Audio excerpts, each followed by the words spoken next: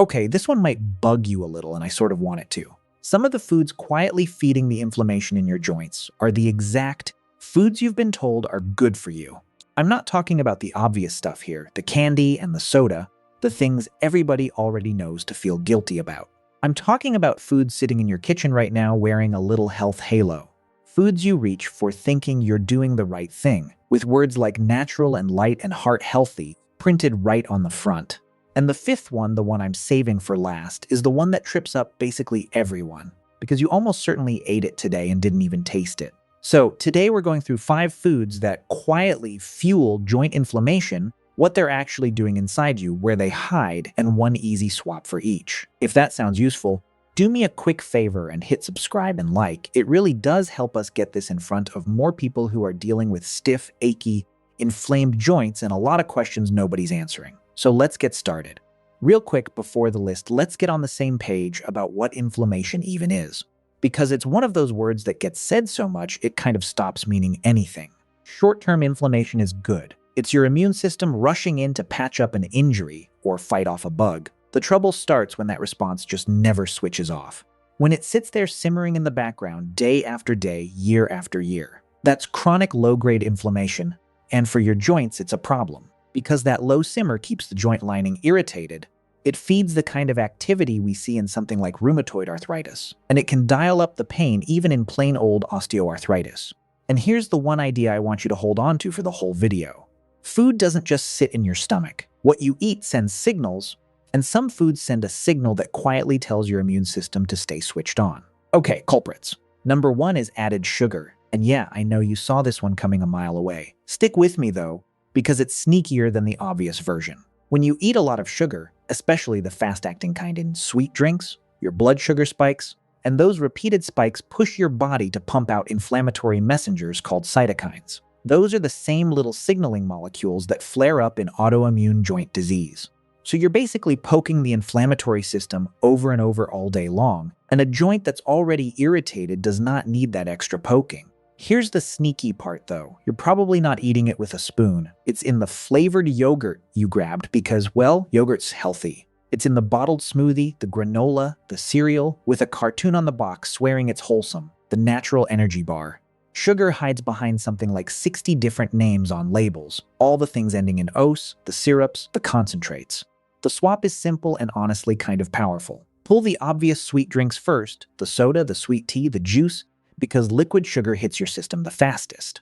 Then start actually reading the labels on the so-called healthy stuff. Plain yogurt with your own fruit on top beats the pre-sweetened cup for your joints, every time. Number 2 is refined carbohydrates, which is really just sugar in a costume. White bread, white pasta, white rice, crackers, most pastries, anything made from flour that's had its fibers stripped out. Your body breaks these down so fast that, as far as your bloodstream can tell, they pretty much are sugar. Same spike, same inflammatory signal. But there's a second thing happening here worth knowing about because it ties a bunch of these foods together. When you've got high blood sugar and you cook things at high heat, you create compounds with a great name, advanced glycation end products, which we shorten to AGEs, which is grimly fitting because they essentially age your tissues, and they're pro-inflammatory, full stop. The swap is to lean toward whole, intact grains, the ones that still have their fiber. Your oats, your whole grains, your beans, and lentils. That fiber slows everything down, and it feeds the good bacteria in your gut. And your gut is talking to your immune system pretty much around the clock. It really is all connected. Number 3 is where I want you to actually lean in, because this is the one that trips everyone up. Industrial seed and vegetable oils, the ones loaded with omega-6 fats. Now, I have to be fair here, because omega-6 isn't some villain. Your body needs a certain amount of it. The issue is balance. Your body uses omega-6 and omega-3 fats as raw material, and roughly speaking, the omega-6 side tends to produce more inflammatory signals, while the omega-3 side tends to produce the calming anti-inflammatory ones. For most of human history, those two sat in rough balance. Now, because of how much processed food we eat, a lot of us are getting way more omega-6 than omega-3, and that tips the whole system toward inflammation. And here's why it trips people up. These oils get sold to us as the healthy option. They're in the fried takeout, sure, but they're also in the salad dressing, the mayo, the roasted nuts, the crackers, the veggie chips, honestly, most of the middle of the grocery store. The swap isn't to be scared of fat. It's to shift the balance. Cook more at home with olive oil and on purpose add omega-3 sources like fatty fish, walnuts, ground flax, so you're fixing that ratio from both ends. Number 4 is processed and char-grilled meats, and I want to be careful because this is not a meat is bad message. It's about 2 specific things. First, processed meats, your bacon, your deli slices, your hot dogs, and sausages tend to show up packed with sodium, preservatives, and saturated fat.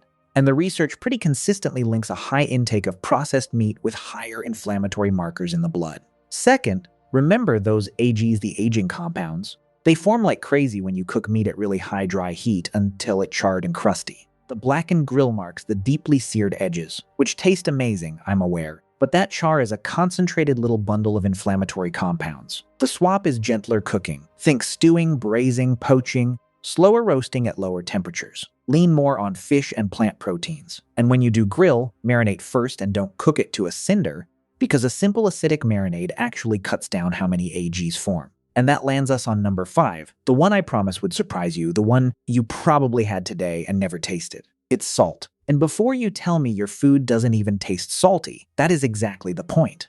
This isn't about the shaker on your table.